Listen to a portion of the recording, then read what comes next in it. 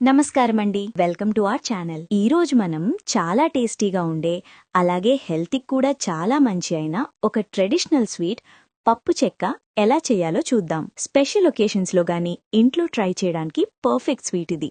ముందుగా మనం 1/2 kg శనగపప్పు తీసుకున్నాం. ఇందులో సన్నగా తరిగి లైట్గా వేయించిన కొబ్బరి ముక్కలు యాడ్ చేసుకున్నాం.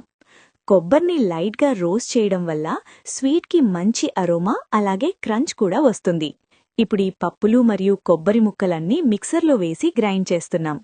గ్రైండ్ అయ్యాక పిండి బాగా మెత్తగా అయిందో లేదో ఫింగర్స్తో చెక్ చేసుకోండి. కొంచెం రఫ్గా ఉంది అనిపిస్తే మళ్లీ మిక్సర్లో పెట్టి ఇంకొంచెం గ్రైండ్ చేసుకుందాం. పిండి ఎంత స్మూత్గా ఉంటే ఫైనల్ స్వీట్ అంత సాఫ్ట్గా వస్తుంది. ఇప్పుడు ఈ స్మూత్ పిండిని ఒక బౌల్లోకి తీసుకున్నాం. ఇప్పుడు మనం బెల్లం పాకాన్ని రెడీ చేసుకుందాం.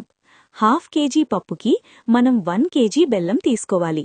బెల్లం న్యాచురల్ స్వీట్ కాబట్టి షుగర్ కన్నా హెల్త్కి బెటర్ ఆప్షన్. ఈ బెల్లంని వాటర్లో బాగా కరగబెట్టి ఆ బెల్లం వాటర్ని వడపోతలో ఫిల్టర్ చేసి ఇంప్యూరిటీస్ అన్నీ రిమూవ్ చేసుకోవాలి. ఫిల్టర్ చేసిన తర్వాత ఆ బెల్లం వాటర్ని స్టవ్ మీద పెట్టాలి. బెల్లం పాకం ఉడుకుతున్నప్పుడు టైం వేస్ట్ చేయకుండా ముందుగా ప్లేట్స్ ప్రిపేర్ చేసుకుందాం. ప్లేట్స్ తీసుకుని ప్లేట్స్లో స్వచ్ఛమైన నెయ్యి బాగా స్ప్రెడ్ చేసుకోవాలి.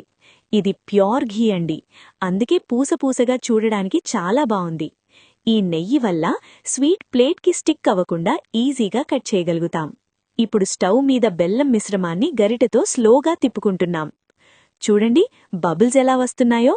బెల్లం పాకం బాగా ఉడుకుతోంది. ఇలా తిప్పకుండా వదిలేయకండి, కంటిన్యూస్గా స్టార్ చేయాలి. బెల్లం పాకం ఇలా గట్టిగా కాకుండా లూజ్గా కాకుండా వీడియోలో చూపించినట్టు మీడియం పాకం వచ్చేగా ఉడికించాలి. ఈ స్టేజ్ కరెక్ట్గా రాకపోతే స్వీట్ ఎయిదర్ గట్టిగా అయిపోతుంది లేకపోతే లూజ్గా ఉంటుంది. అందుకే ఈ స్టెప్లో కొంచెం పేషెన్స్ ఉండాలి.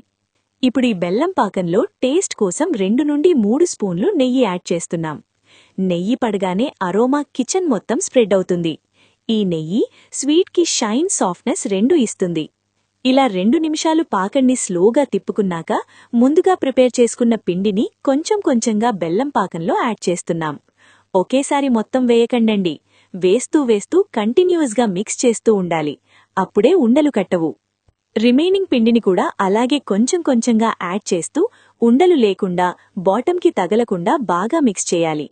లో ఫ్లేమ్లో ఇలా ఒక 5 minutes వరకు తిప్పుకుంటే పప్పు చెక్కకి కావాల్సిన పిండి కరెక్ట్ థిక్నెస్కి వస్తుంది. చూడండి పిండి ఇప్పుడు థిక్గా, స్మూత్గా, షైన్తో పర్ఫెక్ట్గా రెడీ అయిపోయింది. ఇప్పుడు స్టవ్ ఆఫ్ చేసేయండి. ఈ హాట్ పిండిని మనం ముందుగా ప్రిపేర్ చేసుకున్న నెయ్యి ప్లేట్స్లో వీడియోలో చూపించినట్టు ఈవెన్గా స్ప్రెడ్ చేసుకోవాలి. స్పూన్తో లైట్గా ప్రెస్ చేస్తూ స్ప్రెడ్ చేస్తే సర్ఫేస్ స్మూత్గా వస్తుంది. చాలా ఈజీ కదా అండి. ఇంట్లోనే హెల్దీ స్వీట్ ప్రిపేర్ చేసుకోవచ్చు. ఇప్పుడు ఈ పిండిని ఒక 1 hour వరకు డిస్టర్బ్ చేయకుండా ఆరనివ్వాలి. ఈ టైంలో స్వీట్ సెట్ అవుతుంది.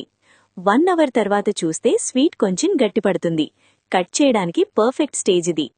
అప్పుడు మనకి నచ్చినట్టు షేప్స్లో కట్ చేసుకోవచ్చు. ఏ షేప్ కావాలనిపిస్తే ఆ షేప్లో కట్ చేసుకోవచ్చు.